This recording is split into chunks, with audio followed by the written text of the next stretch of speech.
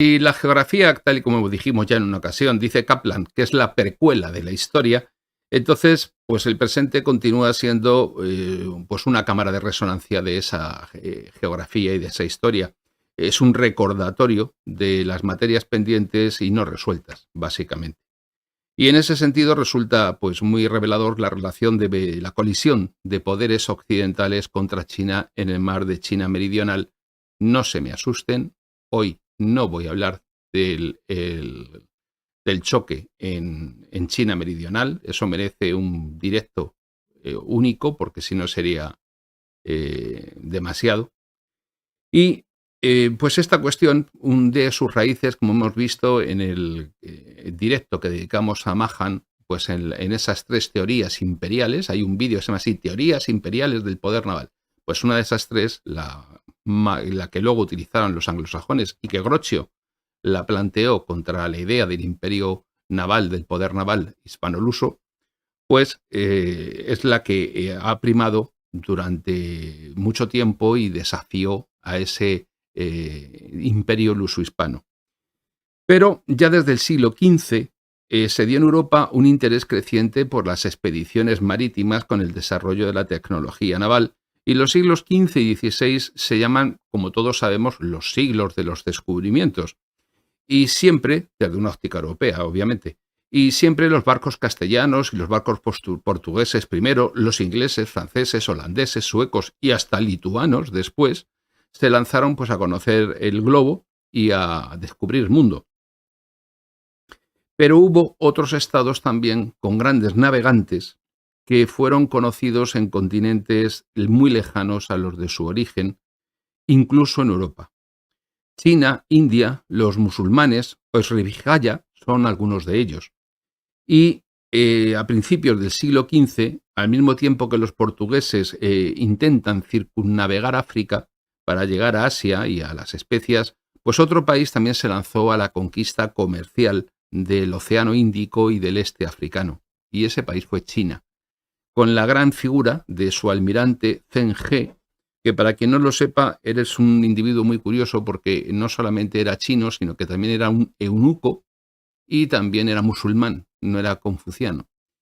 Y este buen hombre protagonizó diversas expediciones, en concreto 7, al Pacífico Sur, atravesando las islas Maldivas, el estrecho de Hormuz y el de Adén, hasta llegar a Mogadiscio y Mombasa por el Océano Índico.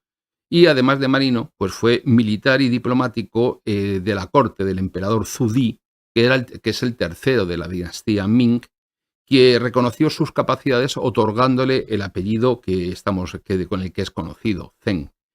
Este impulsó sus expediciones con el objeto de ampliar la red de comercio marítimo de la Ruta de la Seda, conectando desde China al sudeste asiático con la península arábiga y la costa oriental de África.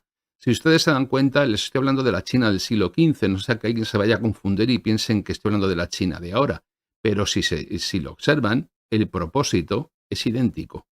La geografía siempre se impone en geopolítica.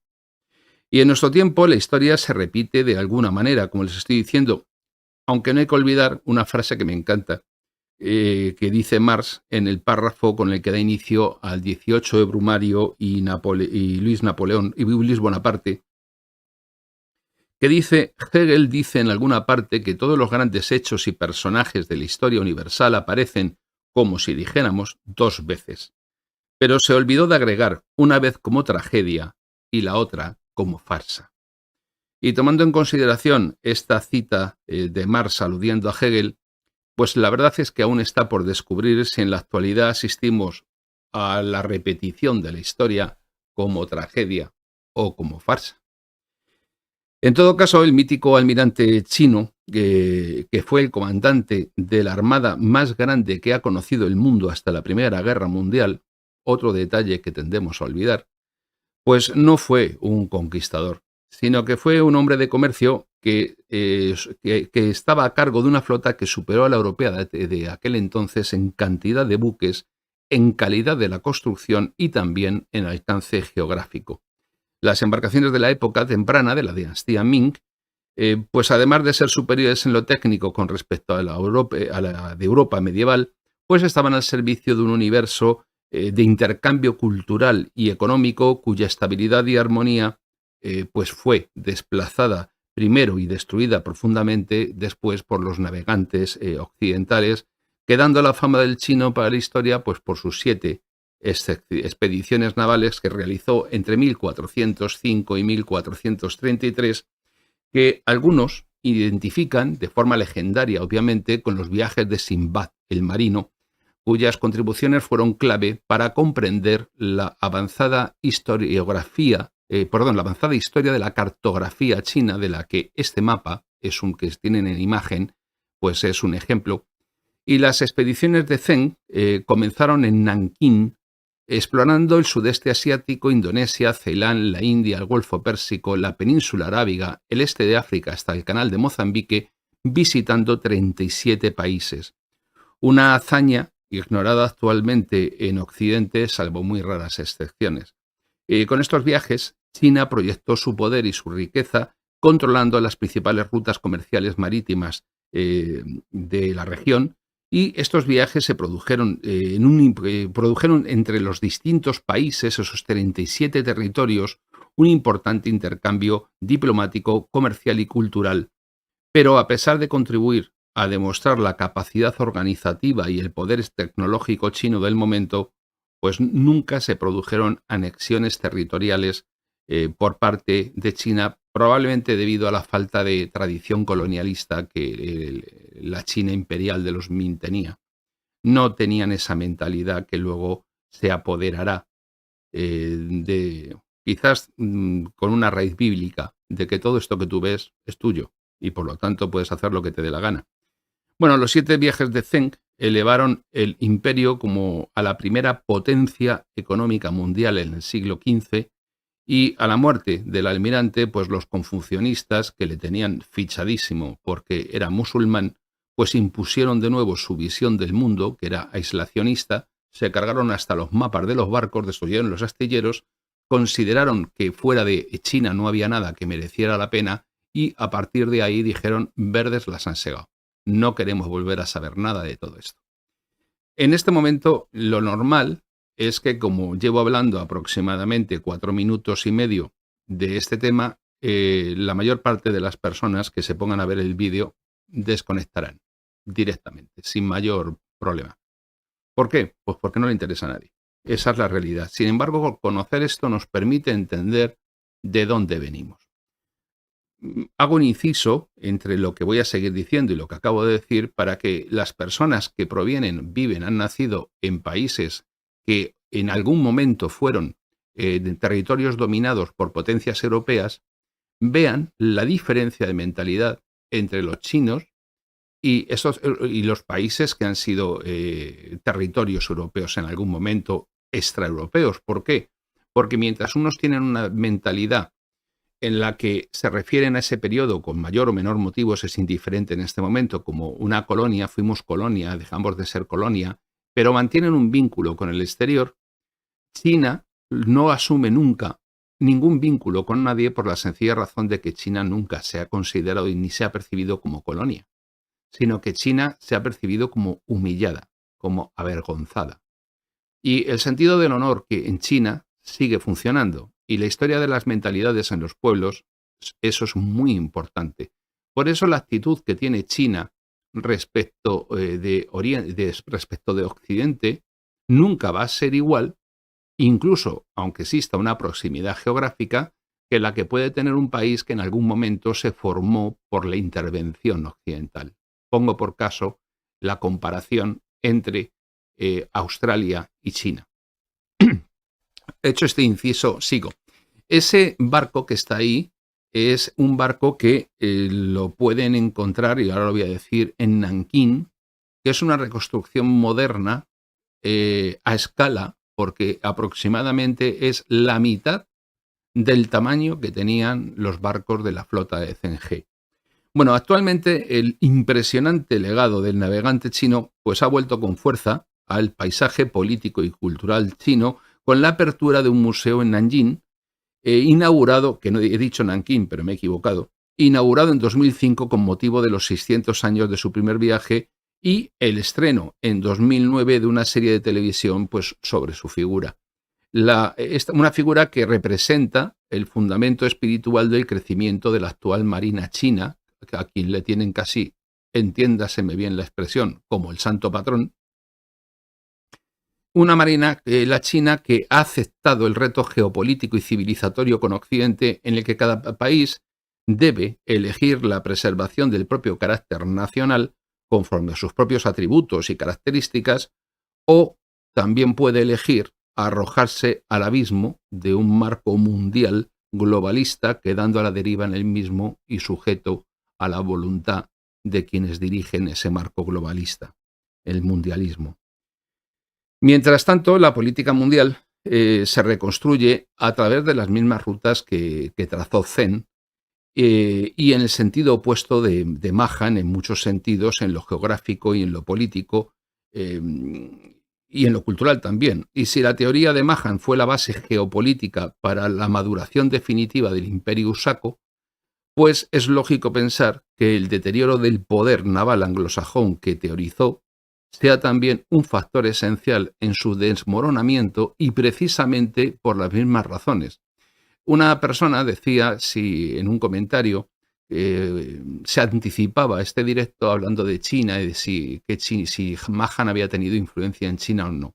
Pues miren ustedes, al margen de lo que Mahan, como usaco que era, como gringo, nos pueda suponer a todos, o podamos opinar, yo siempre digo lo mismo, él era una persona admirable, como lo han sido otros muchos, muy malos para otros países, pero muy buenos para el suyo, porque él fue capaz de levantar una teoría cuyo seguimiento supone que su seguimiento o no seguimiento supone el auge o la caída.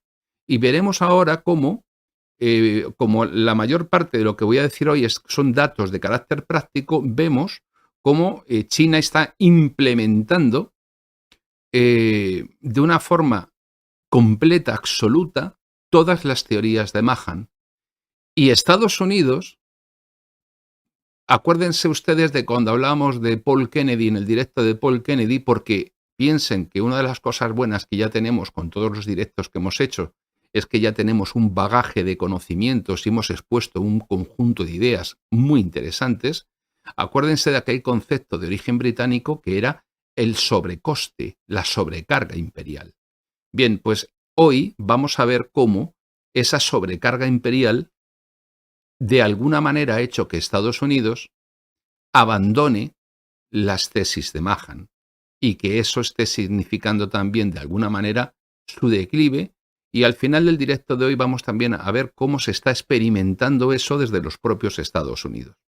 Yo creo que es un directo y es un programa el de hoy interesante por las relaciones que establece entre conceptos que hemos visto ya en los anteriores programas. Bueno, vivimos en un complejo estratégico en este principio del siglo XXI, en este primer cuarto del siglo XXI, pues muy complejo. Es un ambiente estratégico verdaderamente endiablado.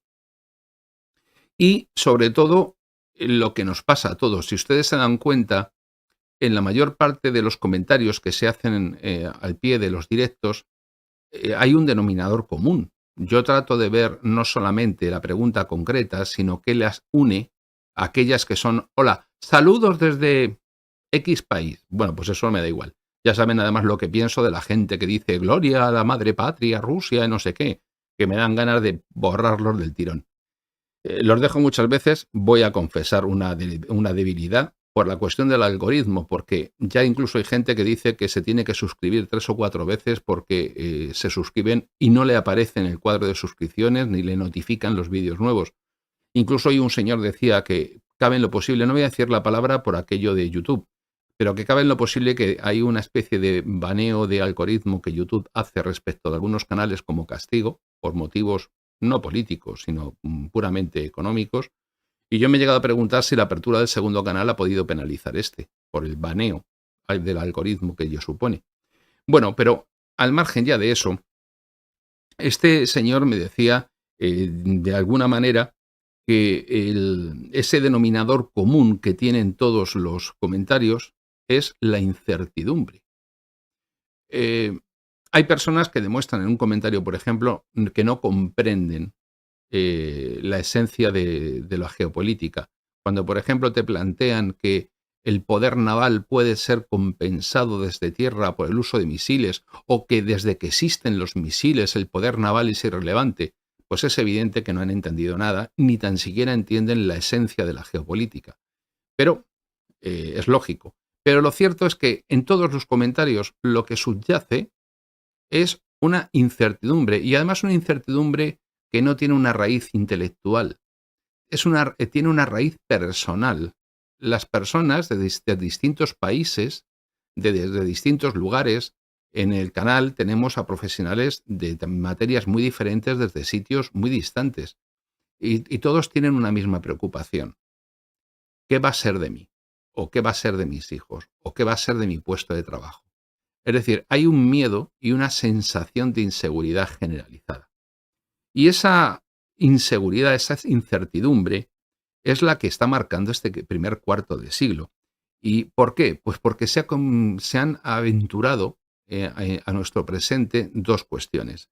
Una de ellas es un profundo cambio de paradigma a todos los niveles.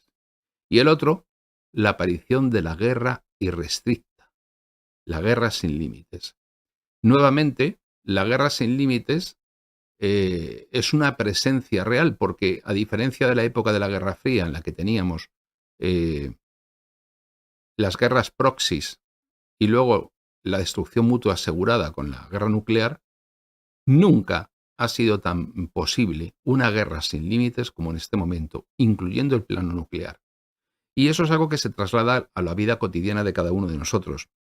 ¿Y qué es lo que ocurre? Pues que en la manera en la que profundicemos en las características de cada potencia y en los sistemas de alianzas, y ampliemos la visión que tenemos de todos los temas y concretamente del poder marítimo, pues eso va a redundar mucho más claramente en la percepción que tengamos de las cosas, pero también el cómo actúen los imperios o los aspirantes al trono en este momento, y cómo actúa el soberano, vamos a decirlo así, y espero que me estén entendiendo, pues también nos permite anticipar el resultado del que evidentemente existe y es innegable, del conflicto. Un conflicto que tiene solamente en este momento algunos aspectos o algunas caras a la vista, pero que es tan poliédrico, tan diverso y abarca tantos espacios, que no hay manera de que seamos capaces muchas veces de estar al corriente de todos ellos. Bien, pues ese es el mapa en el que podemos apreciar los 7 viajes que hizo Zeng. ¿Por qué he puesto este mapa? Pues he puesto este mapa porque, si ustedes lo aprecian, podrán ver en él que las rutas, entre la ruta de la seda actual y lo que tenemos delante en aquella época, en el siglo XV, no son muy distintas. Estamos hablando de los mismos lugares y estamos hablando de las mismas cosas. Y eso nos permite a todos entender mucho mejor a qué nos estamos enfrentando y ante qué fenómeno nos encontramos. Y lo importante, que siempre digo, que es el estudio de la geografía en geopolítica.